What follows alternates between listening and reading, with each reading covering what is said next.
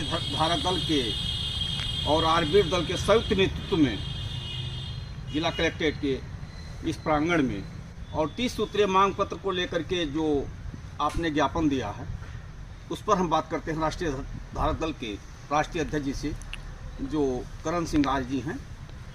अध्यक्ष जी, किन महत्वपूर्ण बिंदुओं को लेकर के आप लोग कार्यक्रम आप चला रहे थे? आज जो कार्यक्रम आपका हुआ, फिर ज्ञापन दिया आपने।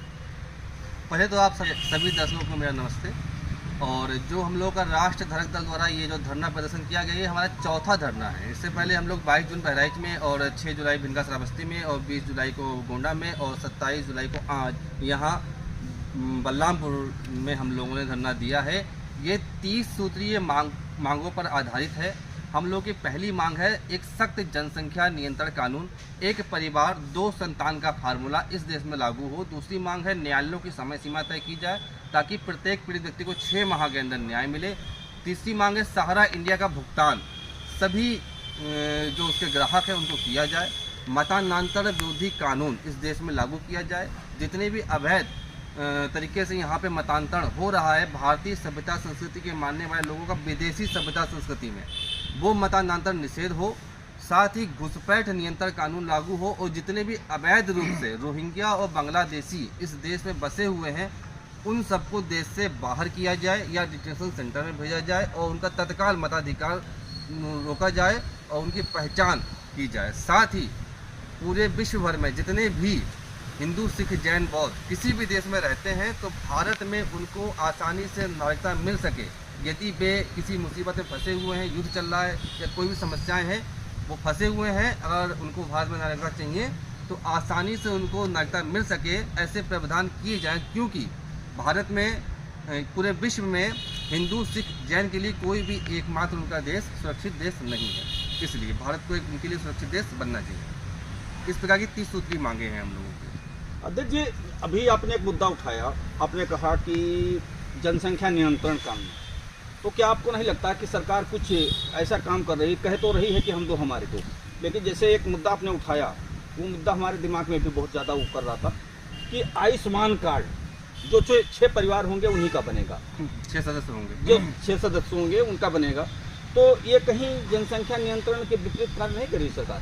बिल्कुल सही बात आपने कही है, ये ऐसा ही हो रहा है। इसीलिए हमको ये सब काम करने पर धरना करना पड़ा है, क्योंकि ये जो जनसंख्या नियंत्रण कानून जिसमें लागू होना था, आपको जानकर शायद हैरानी होगी और बहुत से लोग जानते भी होंगे कि जुलाई 2019 में जो एक राजेश सिन्हा माननीय सांसद हैं, उन्होंने एक प्राइवेट बिल पेश किया था जिसमें 2 बच्चों के बाद बच्चे पैदा होने पर दंडात्मक कार्रवाई के प्रावधान थे। उस बिल को राज्यसभा में 3 साल तक दबाए रखा गया, उस पर चर्चा नहीं हुई। उसके बाद 2 अगस्त 2022 को उस बिल पर चर्चा हुई और ये जो हमारे केंद्र के पर्यावरण एवं स्वास्थ्य मंत्री मनसुख मांडविया जी हैं, उन्होंने कहा कि देश में जनसंख्या नियंत्रण कानून लागू हो ही नहीं सकता है क्योंकि उसकी कोई आवश्यकता ही देश को नहीं है, और उनके बिल को खारिज कर दिया, अपने ही सांसद के बिल को खारिज कर दिया। और लगातार जिनके अधिक बच्चे हैं उनको ही अधिक लाभ दिया जा रहा है इस देश में, और जिनके 2 बच्चे हैं वो मिडिल क्लास में आते हैं उनको कोई लाभ नहीं दिया जा रहा है। अभी आरबीआई दल के प्रदेश प्रचार मंत्री अशोक आर्य जी, जिनका लोग कहते भी हैं कि ये सामाजिक सेवा के लिए, सामाजिक सरोकार के लिए, सामाजिक परिवर्तन के लिए बराबर संघर्ष कर रहे हैं, मैं इनसे बात करता हूं। इन्होंने एक मुद्दा उठाया है कि अल्पसंख्यक लड़कियों को 51,000 केंद्र सरकार की तरफ से जो दिया जा रहा है, जबकि लोग कह रहे हैं कि अल्पसंख्यक को कुछ नहीं मिल रहा है। तो मैं बात करता हूं अशोक आर्य जी से। जी हाँ, ये हास्यास्पद है कि सभी एक तरफ कहा जाता है समान अधिकार, सबका साथ सबका विकास, और दूसरी तरफ अल्पसंख्यक, उसका हमारा विरोध नहीं है, उनको दिया जाए लेकिन हमको भी दिया जाए। 51,000 रुपये उनको ग्रेजुएशन के बाद में विवाह के लिए उनको दिया जाता है, और हमारी बच्चियों को इसलिए नहीं दिया जाता है कि इनको वोट देती है। वो यदि हम भी उनको वोट ना दें तो शायद हमको ही देने लगे। तो इस बार जो पराजय का कारण भाजपा बना है, उसमें एक कारण ये भी था कि उनकी बच्चियों को जो वोट नहीं देती हैं उनको 51,000 दिया जा रहा है, और यहाँ जो बेचारी वोट देती हैं उनको नहीं दिया जा रहा है। तो घर से बच्चियाँ वोट देने निकली ही नहीं।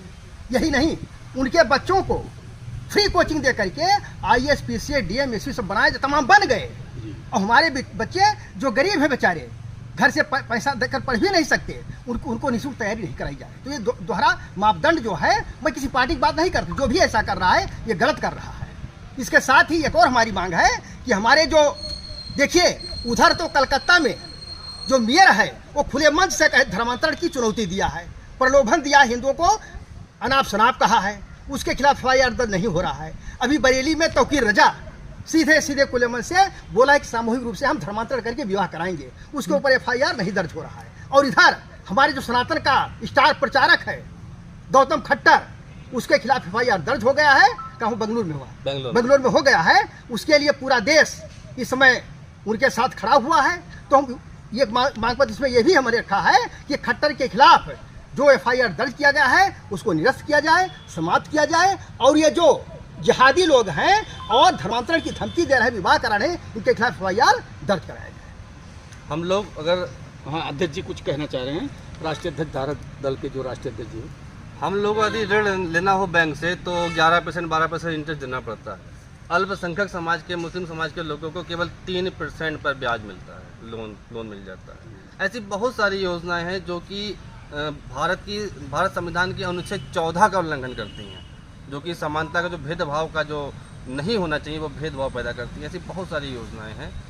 ये नहीं होना चाहिए। भारतवासियों के लिए है, जो यहाँ की भारतीय संस्कृति है, हिंदू, सिख, जैन, बौद्ध, भारत इनका है, इनका पहला अधिकार होना चाहिए इस देश में, ना कि विदेशी सभ्यता संस्कृति का। यहाँ पे उल्टा हो रहा है, उल्टी गंगा बह रही है।